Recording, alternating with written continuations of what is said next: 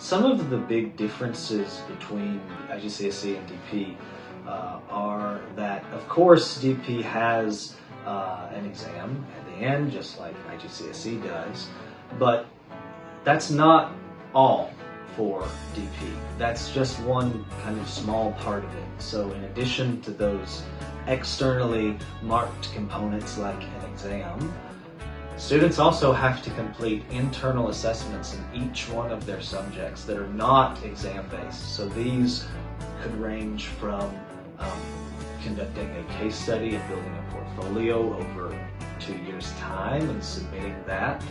Could be developing or designing a functional product of some kind. Could be analyzing academic literature and conducting an experiment of their own.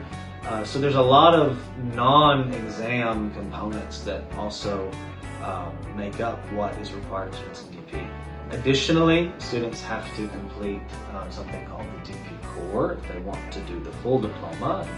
And there's 3 components to that, but the one that I think is most different from maybe what they're used to in IGCSE is something we call CAS, C-A-S, Creativity Activity Service. And here, the learning comes completely outside of the classroom. So students are maybe doing community service or pursuing an artistic passion or a sport, an activity that they've really put a lot of time and effort into. This is the opportunity for students to kind of build on their own portfolio for maybe university, build on maybe their portfolio for what they want to do in the future. This allows them to explore a lot of maybe things that are not part of their timetable at school. And there's a lot of freedom to do that. Students have a lot of choice over what's going to make up this component of their DP. And I think that that freedom maybe can be a bit scary and overwhelming, but it can also really help shape students into maybe what they want to do in the future, or maybe what will give them an edge in university admissions. Maybe they can get an internship as part of this that leads into a field of study that they can build a career in. So I think those differences are what sets DP apart, but then the preparation for writing a really rigorous exam like they have to in IGCSE. Students that have been a part of that are prepared for that part. The rest of it we can try to guide and support as best as we can. For our students with us who are in grades 9 and 10, IGCSE, our students here at HK, a benefit for them to continue into DP is that from even PYP, we kind of begin to align with what's to come.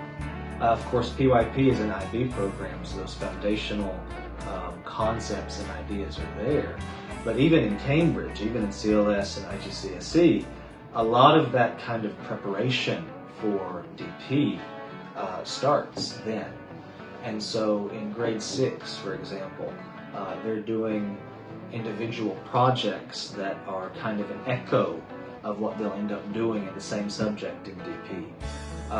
In grades 9 and 10, they're not just sitting for board exams like they would sit in DP, but they're also writing essays and doing tasks in the classroom that, again, are echoes of what will come in DP.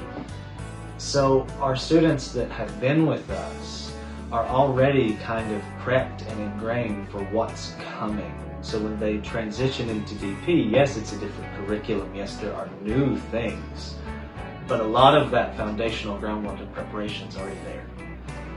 On the other hand, you have new people that come in, maybe new students that come in before DP starts, or some that join right when DP begins, and they are surrounded by a community of not only teachers that are preparing their students to make that transition from IG to DP, you're also surrounded by students who have been prepped to do that. And so we always have feedback from students that join us later on that they felt supported, that they felt that yes, DP was maybe new, a lot of the ideas and requirements and that environment is maybe new, but the transition was easy because they were surrounded with helpers, people that were maybe more comfortable with the transition, maybe had more information that would help with the transition. So they had students, they had peers that were able to support them and make that transition so they could complete DP successfully. So I think particularly at Higashikasai campus, you have such a huge diversity in not just the students, but the teachers and people that work here. So you have people from so many, not just nationalities, so many different countries, India, the US, the UK, New Zealand, Japan, Singapore, China. You have so many people. In addition to that, you have so many different varieties of English that are spoken. And I think that it's such a benefit to our students, especially students whose native language may not be English, whose first and best language may not be English. They're exposed to so much. And even within the same country, you might have different accents that students are exposed to here. And I think that it becomes so natural for them, it becomes so normal for them to hear all of these varieties of English, and that when they come out of their time here with us at Higashikasai, they come out with such so much more exposure and a much broader kind of perspective on just the world.